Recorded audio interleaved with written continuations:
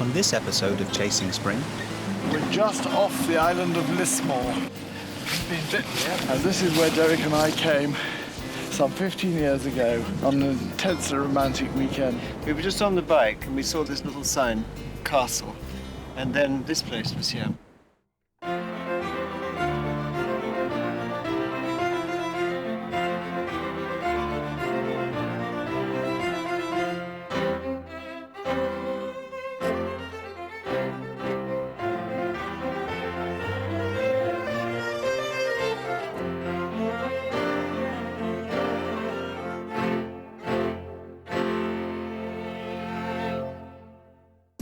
My name is Jeremy Norman. I'm the principal owner of Soho Gyms. And before that, I started the world-famous Heaven nightclub. I'm Derek Frost, and professionally I used to be an interior designer. I met Derek when he was 25 and I was 29, and we've been together ever since. I heard on the radio someone saying that spring travels up through Britain at the pace of a walking man. And I thought that was an intensely romantic notion. every summer, Derek and Jeremy charter Killarney, an 80-foot twin-screw diesel motor yacht. Usually, they cruise the Mediterranean. This journey will be different. They'll start at the very tip of England, which is the Scilly Isles, and from there, they'll go up the Bristol Channel to South Wales. And from South Wales, right around the coast of Wales, across the Irish Sea to Northern Ireland. Then, up the coast of Northern Ireland, right to the very top, to Reitlin Island, and then across to the Mull of Kintyre. They'll then proceed up the Inner Hebrides to Ullapool, taking in all the famous islands, and then from Ullapool to the Outer Hebrides, and from there on to St Kilda, hopefully, if they make it. Previously, a visit to Jura off the west coast of Scotland unearthed a natural phenomenon. Well, that's a raised beach, and Jura's famous for them. And they came about during the latter part of the Ice Age. You don't by any chance have anything on board we can buy off you in the way of food? Yeah, exactly. Are you sure? We're on an uninhabited small island, about 35 miles from Oban, and it is an early Christian community of the 5th to 8th centuries AD.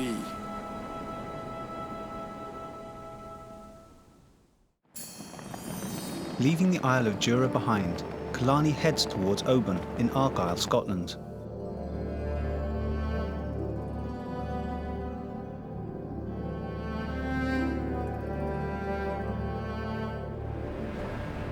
This busy port sits in a bay surrounded by low green hills. The waterfront is lined with splendid Victorian Gothic hotels, which help make it Scotland's most popular West Coast holiday destination. Dunolly Castle watches over the town, which provides an excellent place for Killarney to take on fuel and provisions. Derek and Jeremy, along with friend Rob Common, piloting the Rib, set off to discover the ruins of Castle Coffin. It's a beautiful sunny but cold afternoon as they speed north on Loch Linney, heading for Lismore, a long finger of an island nearby.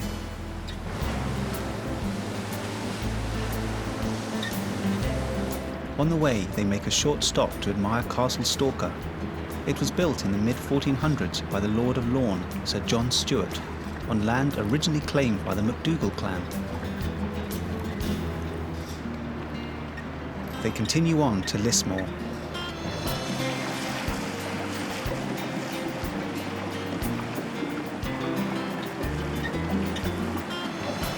And that little island would just do me fine. Little house on there, little private island. Come up here and get away from the world and everybody. Be king of our own little castle. Wouldn't that be a dream?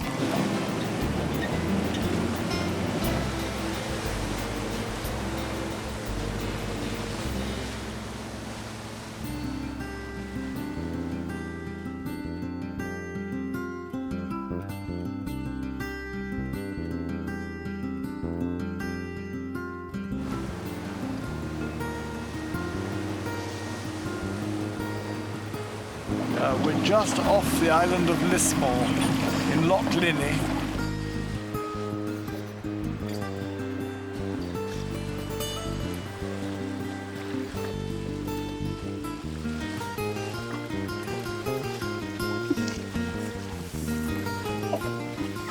Jeremy, let me go first and hold them. I'll let you go first. As there isn't a proper boat landing, Rob will stay with the rib while Derek and Jeremy explore the island.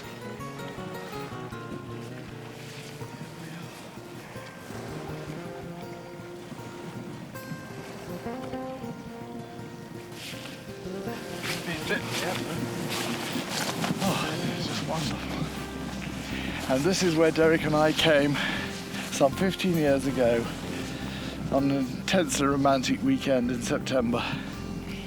And we discovered this castle, sited amongst fields, next to the loch, completely deserted and ruined. And we clambered into it and ate the most delicious picnic lunch and had the most romantic afternoon. Around the corner. Hey, look, there it is. It's so incredibly romantic. It's just like such a ruin. It almost looks like it's not a ruin, doesn't it? Ruins out of the rock. Yeah. The horses over there under that cliff set the scene, and the creek, and the wild stand of irises. The flag iris. So amazing. And the sheep. Romantic. It has to be the most bucolic, romantic rural scene since Constable painted the Haywain. Either this rock or that. That is perched on that rock. The castle was built in the 13th century by the MacDougals of Lorne. Even in ruin, it's still very impressive. The castle's built into the rock. It's like one with the living rock. It must have been a magnificent place before it was ruined. Commanding this point with the sea virtually all the way around on three sides. Absolutely spectacular.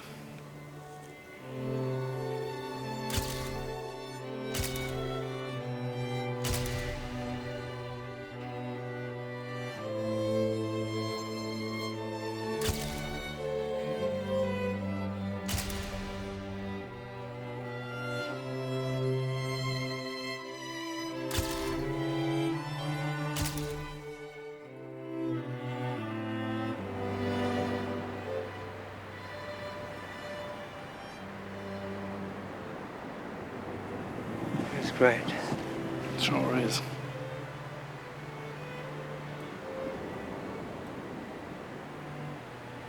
We came up here. We were just on the bike and we saw this little sign, castle.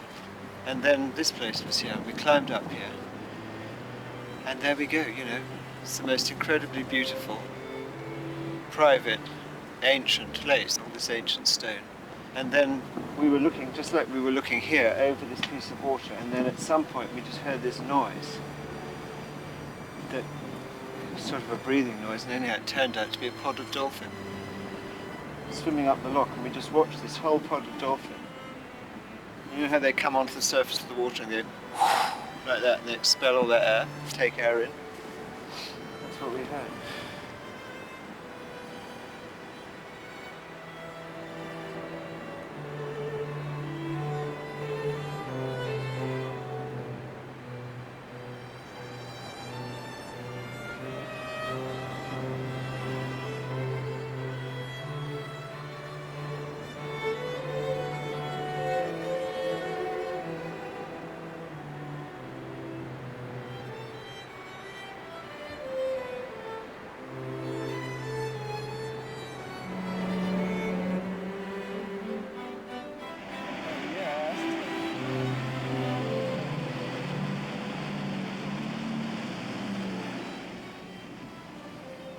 Absolutely spectacular. And what a day to see it on. Coming. They head back to rendezvous with Rob and the rib.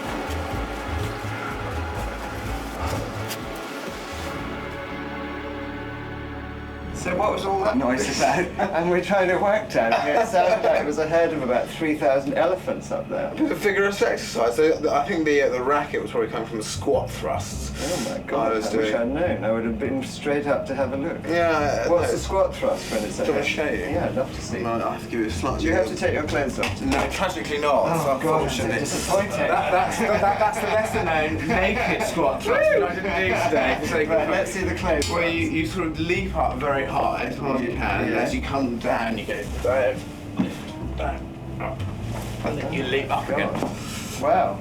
So, 50 of those. It's a bit like a vigorous sun salute, isn't it? It is actually. Some of it is a bit. Yeah, well, I think its inspiration comes from sun salute. Does it? The caves that inspired Mendelssohn to write part of the Hebridean Overture. So fabulous. It's a completely isolated island, and you can only really land on it in very, very calm weather. And it's got this amazing cave called Fingal's Cave, which is made up of the octagonal basalt you find that makes up Giant's Causeway. Yeah. So it looks like the cave is surrounded by organ pipes. It's the most spectacular piece of natural architecture. That sounds phenomenal. We're in Oban here. Where I'm suggesting that we go for the first stop is Loch Eileen there, which is no distance at all. It's meant to be really beautiful. I think the Sound of Mull is pretty fantastic. Yeah. We've got Tobermory there for shopping, or Oban. We're sort of equidistant. Yeah. Although, as tomorrow's bank holiday, that's not really going to help us very much. But I think it's probably 26th, 27th, so we can go down to there, which is Staffa, that little island there, where Fingal's Caves is. Then to Colin Tyree, famous for their corn crakes, there to Rum, and then on to Canna, which is a National Trust of Scotland island. So that's the sort of plan for the next section of the trip. Brilliant. And this, I'm told, is definitely gets a 5-star rating. Have a look at that. I don't even know whether we'll get through that gap, Jeremy. I'll have a look at it. Well, if we don't, then we'll have to go on to there. After lunch, they depart Oban under sunnier skies, but with a stiff wind blowing. They are heading for Tobermory, a journey that will take them through the Sound of Mull.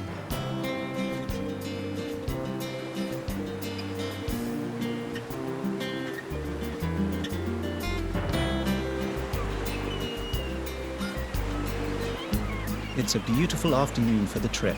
They make the most of the sunshine.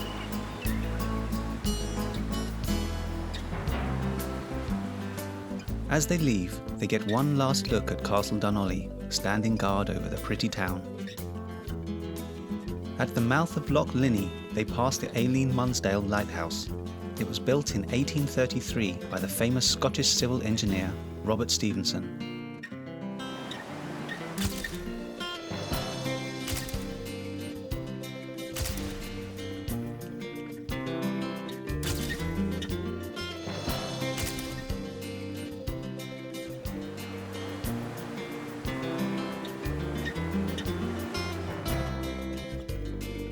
As they enter the Sound of Mull, the rolling hills surround them.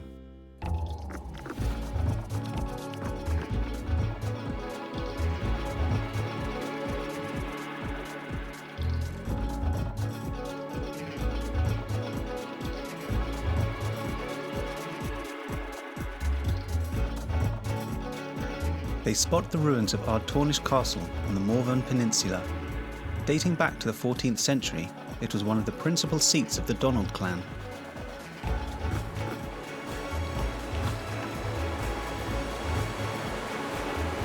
With the flooding tide behind them, Killarney speeds along at well over 12 knots.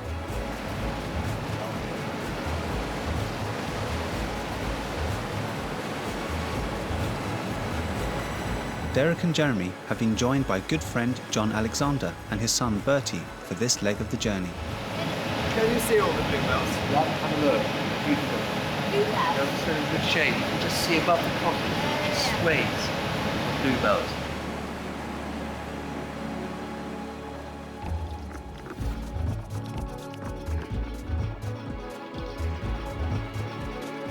The wind changes direction, causing the water to become choppy. Killarney handles it well and runs rock steady, though it does slow them down a little.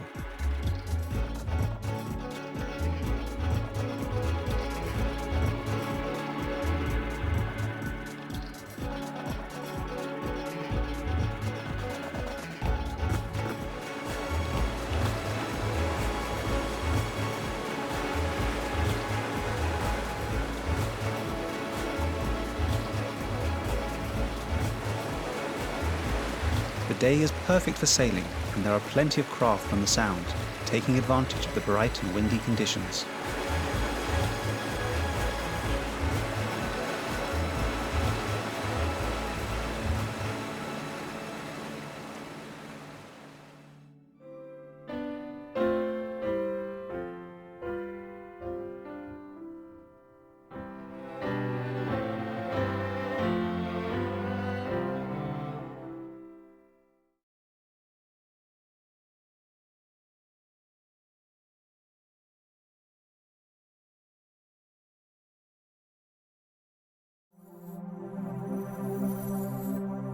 On arrival, Dimi takes charge of anchoring Killarney. The location poses some problems. Because here is a bit deep, it's like 22 meters depth. We need to drop at least 3 times the depth. I mean, length of the anchor chain should be like at least 3 times. But it's very narrow. And actually, it is deep, quite deep to the very shore. So we're taking a line of our stern to the trunk, or well, they found a good rock, and that way we're gonna be securing 2 points. It's quite often done in Croatia, you know, in the Mediterranean, and this is the first time we're doing it in the Atlantic. Teaching the Scottish a trick or two. Yeah. But it's like a production, isn't Yeah, it? it is actually a very nice way to sleep peacefully during the night. It's mud down, so it's gonna be good holding on the Is anchor. it going to back? Yeah, it's gonna be good holding on the anchor, and then a nice thick line on a good solid rock. The strain there's going to be if the tide rushes through here. Still, we're gonna be all right.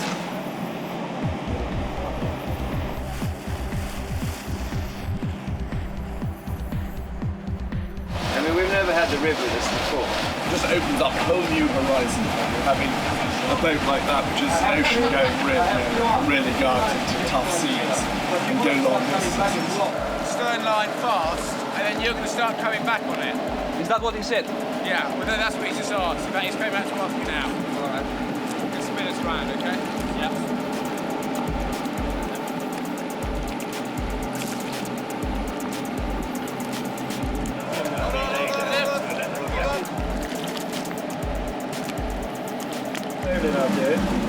No, just, yeah, bowling, little bowling.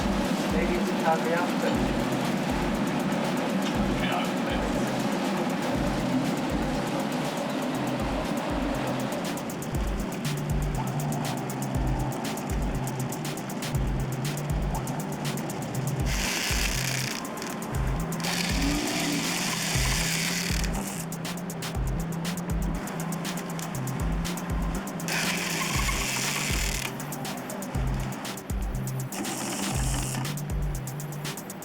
Please, how are we going? How far are we going to the shore?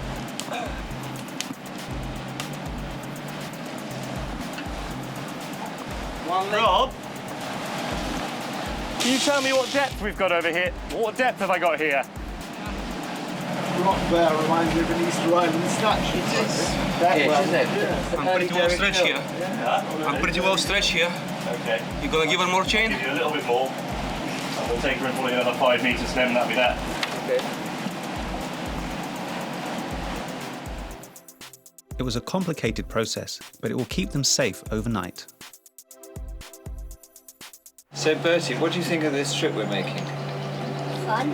Have you heard about global warming? Do you think it's going on? Not really. What, you don't think it is going Well, on? I think the world's getting hotter. But it's not because we're polluting the world. He's only had 9 years upon which to base the decision. No. And does it worry you at all? No. You think it's going to be okay? You don't think we're going to fry on our planet? What do you think? I think there have been very well documented and sharp and very extreme shifts in temperature in short periods of time. And it was only some 3,000 years ago that we were attached to France, what is now the Channel, was marshy land, people, native populations moving around. Having said that, the evidence in terms of melting of glaciers and so on and so forth, is in extremes. And I like to try and think of it in another way, is I hear about all this CO2 emission and global warming and temperature rises. Plain common sense says that we ought to, in the world, try and do it better, i.e. better housekeeping. Just use less fuel, use it more intelligently. All I do know is with the number of people we've got now, I don't think we're necessarily doing it terribly intelligently or terribly well. I think the world's getting hotter. If you think about it, we've been through ice age and everything. And it's just another period what the world's going through. So I don't actually think we're polluting the world so much that it's making it hot. It's just that the world might boil or something, but I don't exactly think it's because of us. So you talk about the fluctuations and the differences in temperature, which yes have gone on, but you actually, if you look at the percentile differences of those changes, if you just sort of, I suppose, there's a 5-degree change. Do sort of graphic examples. The changes that have gone on over long periods of time up here, and the changes that are currently going on in comparison to this pepper mill. So the big changes. They are much, much bigger than ever seen before.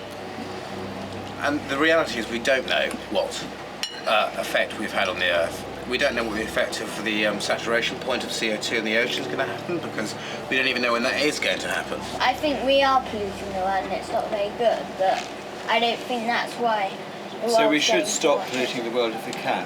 Good housekeeping. Yeah, good housekeeping, because it's Common our sense. best friend, isn't it? Common sense. The day ends with everyone in perfect harmony. Next time. That little bump, is it a penis?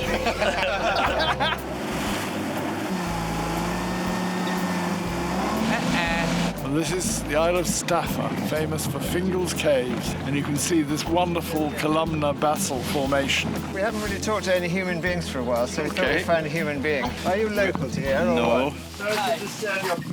We come here from Easter till end of October. You're kidding. Every year. Fantastic. We're looking at a pod of common dolphin.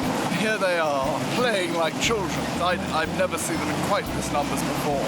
I mean, there must be 30, 40 or even 50 of them around us.